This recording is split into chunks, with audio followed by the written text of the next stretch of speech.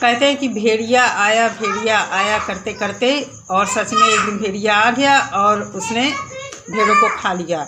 यही कुछ विष्णुराज और मालती चौहान कर रहे थे, नौटंकी बना रहे थे अपने वीडियो में, फेक चीज़ें कुछ दिन से ये लोग दिखा रहे थे ज़्यादा व्यू और सब्सक्राइबर के चक्कर में। तो बस वही कुछ हुआ है इनके यहाँ। इनके वीडियो के नीचे मैंने कमेंट पढ़े हैं, लोगों ने लिखा है कि मैं यहाँ बोलना तो नहीं चाहती हूँ, लेकिन मेरे बोलने का उद्देश्य कुछ दूसरा है। वहाँ पर किसी ने बोला है गगरी दाना सूद उताना, तो इसका हमारे यहाँ गांव देहात क्षेत्र में मतलब ये होता है, थोड़ा सा अगर तुमने देखा है तो अपनी औकात तुम भूल गए हो। तो यहाँ पर कोई इस कहावत को जातिवाद से ना जोड़े। मेरा कहने का मतलब ये है कि तुम लोग अपनी औकात भूलकर कि किस स्थिति में थे, एक ठेला चलाते थे, उससे तुम्हें भगवान ने अच्छे उस पर लाके बैठाया, लेकिन तुम लोगों का पेट नहीं भरा। जो लालच होता है ना, उससे तुम लोगों का पेट नहीं भरा और तुम लोग और ज़्यादा के चक्कर में अपने को नीचे गिराते ही गए। होना तो ये चाहिए था कि जब तुम्हारी स्थिति सुधर गई थी, तुम्हें कोई अच्छा काम डाल लेना था और अपना बढ़िया सा बिजनेस करते, धंधा करते, जीवन को अच्छे ढंग से जीते। और ये जो हो रहा है तुम्हारे घर में, ये कुछ भी नहीं होता। लेकिन कैसे तुम लोग करते, क्योंकि तुम लोगों को हराम की, तुम्हारी दाढ़ में हराम की लत लग गई है। कहते हैं कि जब हराम की रोटी मुंह में लग जाती है, हराम का खून मुंह में लग जाता है, तो फिर इंसान ईमानदारी, मेहनत सब कुछ भूल जाता है। वही तुम्हारे साथ हुआ है। दुख तो मुझे बहुत लगा है। कुछ दिन पहले अभी तुम्हारे वीडियोज़ आ रहे थे, तुम फेक चीज़ें दिखा रहे थे, हाथ टूट गया, लड़ाई झगड़ा हुआ, दुनिया भर का तमाशा तुमने यूट्यूब पर दिखाया। हाथ टूटा, थाना पुलिस उसमें भी तुमने किया, चलो कोई बात नहीं। अब ये जो सिचुएशन आई है, इसमें देखिए मालती और उस अर्जुन की तो गलती है ही, लेकिन सबसे बड़े जिम्मेदार इस सब के तुम हो विष्णुराज, तुम। ऐसा मैं क्यों कह रही हूँ? एक घर का जो मुखिया होता है, अपने शादी के बाद घर का मुखिया, हमारे यहाँ जो ये सनातन परंपरा है, पति ही माना जाता है। पति ही ज़्यादातर मुखिया माना जाता है घर का, क्योंकि वो पूरा परिवार संभालता है, संचालक होता है परिवार का, कि जिम्मेदारी होती हमारे परिवार की गाड़ी कैसे चले। तो तुम्हें मैं यहाँ इसलिए दोषी ठहरा रही हूँ कि घर में अर्निंग करने वाला पति होता है, मुख्य रूप से घर का जो संचालक होता है, मुखिया के तौर पर तुम हो। तुमने अपनी पत्नी को तो अपने साथ सोशल मीडिया पर लाए, तुम अपनी पत्नी को तो सोशल मीडिया पर लेकर आए, लेकिन उसकी देखरेख अच्छी तरह नहीं कर पाए। कहते हैं कि जब पढ़े लिखे, जैसे ज्योति मौर्य जैसी औरत, उसके कदम डगमगा गए जो इतनी योग्य थी। फिर मालती तो अनपढ़ है, पता नहीं कितनी पढ़ी लिखी, क्या कितना पढ़ी भी है कि या नहीं पढ़ी है, क्योंकि उसकी बातचीत, उसके रख रखाव, उसके तौर तरीक़ों से बिल्कुल नहीं लगता है कि ये कहीं से भी पढ़ी लिखी है। गंदगी की खान लगती है वो।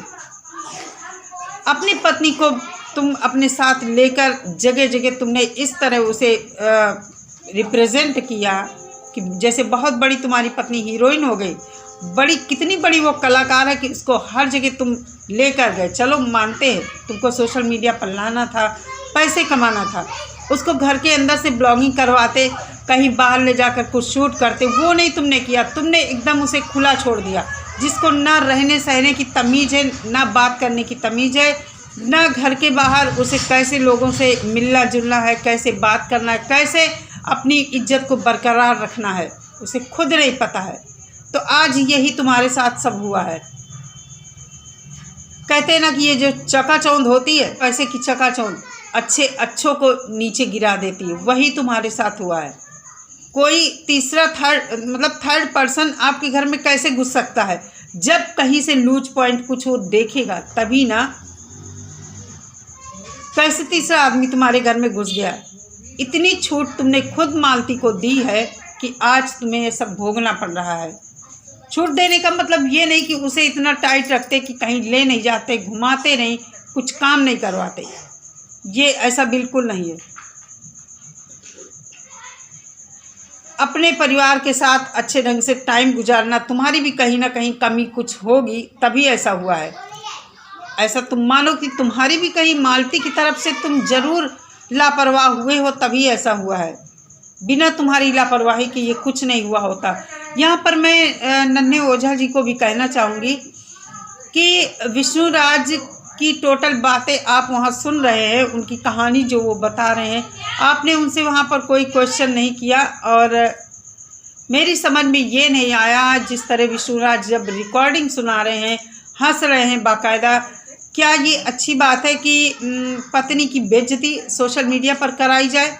एक तो वैसे ही तुम्हारी निगाह में वो गिर चुकी है, लोगों की निगाह में और गिरा, क्योंकि अब मुझे लगता है कि तुमने ठान लिया है कि मालती के साथ नहीं रहना है, डाइवोर्स ही कराना है।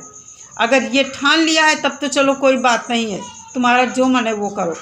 लेकिन ऐसा अब मत करना कि महीने 2 महीने ये तुम ड्रामा करो, उसके बाद दोनों हंसते हुए फिर तुम मांग में उसकी सिंदूर भरने लगो, वो भी दांत निकालते हुए ही करते हुए तुम्हारे साथ आ जाए। ऐसा इस बार बिल्कुल नहीं होना चाहिए। जो गंद तुम लोग फैला रहे हो पैसे को लेकर, बहुत ही शर्मनाक ये बात है। तुम जैसे बड़े यूट्यूबर जब ये सब करेंगे तो फिर छोटे यूट्यूबर क्यों नहीं करेंगे?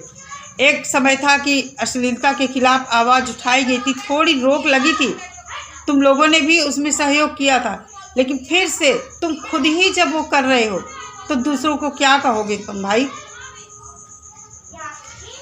विष्णुराज का कहना कि उनके पास 40-41 रिकॉर्डिंग है मालती की, तो भाई इतना लंबा टाइम क्यों दिया गया? क्या ये प्री प्लान्ड था कि रिकॉर्डिंग इतनी सारी इकट्ठी हो जाए तब हम कोई बात लेकर आएंगे सोशल मीडिया पर?